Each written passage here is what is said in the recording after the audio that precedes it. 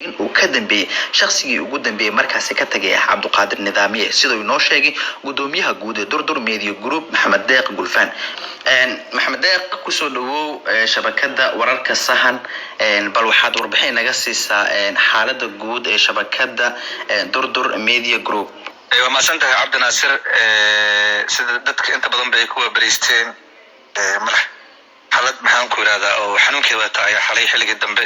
masaaka aroortii Durdur Media runtii soo wajahday markii aniga runtii saaka wajif xilli dambe maadaama laba saacan kala horeeno xamar iyo Yurub marka dad kala duwan oo YouTuber Soomaalida ay soo wargeliyay markaan soo kacay qofkii ugu horeeyay maqlaan waxa qofkana YouTubeeda oo la hadlay marxaladii dhacday xanuunkii oo aniga waan ka warheenin waayaabay kadib xasan aan wacay waxaan dhahay xasan toow sida wuxuu jiraan kulli waa qodobka ma shaqoonay waxa kaliya ogaanay waxay tahay kulli cado dawlka kale oo naga yimaadan oo hawada looga saari karo oo shirkadan YouTube-ka yiraahdo way hawada kaga saari karto marka fariinta aqrinay iyo nidaamka loo maray in YouTube-kaas maxaan ku radaa gacanteena ka baxana waxay ahayd wax shirkada YouTube-ka ka imaan oo qof caadi oo shirkada ka tirsanay sameeyay waan ninka yiraahdo nidaamiye oo kamera howlwadeenada shirkada oo xalaba shirkada ka baxaysa muuqaal ah inuu shirkada iskaga tagay marka waxa ugu weyn oo xanuunkaas adiga marxaladka ka naqatay ka saxan ahaan waxa salku ahay waa nidaamiye oo basweerka jabsada basweer cusub ku sameystay inta marxaladda way iska qawdo kuleeto asigi xasana kuleeto wadanka shuruuc nidaamka isla mar dooran marka meesha salka dhigatan insha Allah kuleeto marqaad wala noqon doona Abdullahi Raada janal oo la shaqeyn jiray oo dad saaxiib la ahaa kala howlgalay maxaa ku qasbi kara in uu jabsado isla markaana uu badasho basweerkii wallahi wasiyaabo kala duwan dadku ay u dhigi karaan qofka sidii Durdur Media ma qofkii ugu horeysay oo shirkadda inta ku soo biiray muddo markuu joogo ummadda barteen ka tagay dad kala duwan oo hada YouTube Muqdisho ugu weyn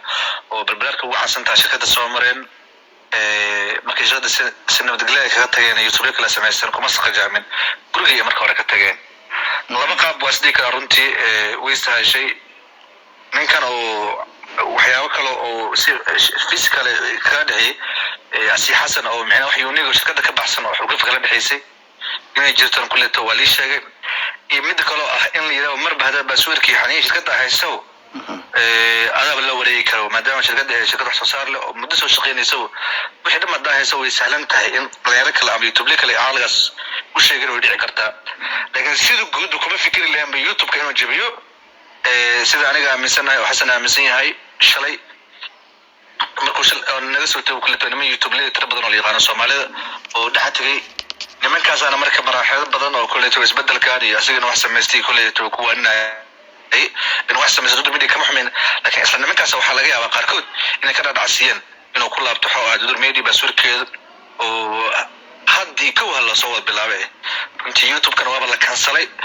laakiin hadda ummadda Durdur Media daawata waxaan ugu bishaareeyaa in uu jiro maxaan ku raada dibadda soo laga doodayo kiiska Durdur Media mid guud oo mid local xamar ah oo shakhsi wax ka dambeeyay mid kale runtii hadii loo yar qarin la qabtay oo illa hal todobaad dib u banaato way gaaraysaa 19 cisho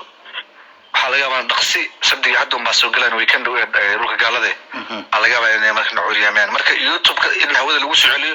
qorshihiisa uu socdaa 10 maalin kadib hadii YouTube-kaas aan hawada ku soo celin weyno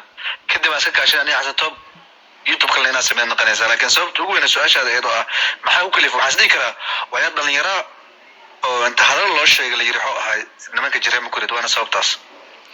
waa tahay Maxamed Deeq marka aad fiiriso oo aad la sheekaysato dad badan oo hore uga tagay shabakadan Durdur Media Group waxay aad uga cabanayaan maamulahooda oo Xasan Muuse Isxaaq Xasan Toob in uu yahay qof ku tagrifala shaqaalaha isla markaana aan u naxin qof walbana asagoo ilkaan binayo oo ka tago adiga arrimahaas maxaad kala socotaa maadaama aad tahay gudoomiyihii guud ee Durdur warunta dadka markay ka tagaan dadka markay gudaha joogaan ay shaqada wadaan dareenka noocaas ka maqlimaysa laakiin markay hawsh wadaan ay baranka ka aadaan dareenka noocaas ku dhashaan waa marxalad walba kaliya shirkadda ma qof kasta markuu number ka tirsan wanaagsan yahay markuu ka tago numberka buu xumaada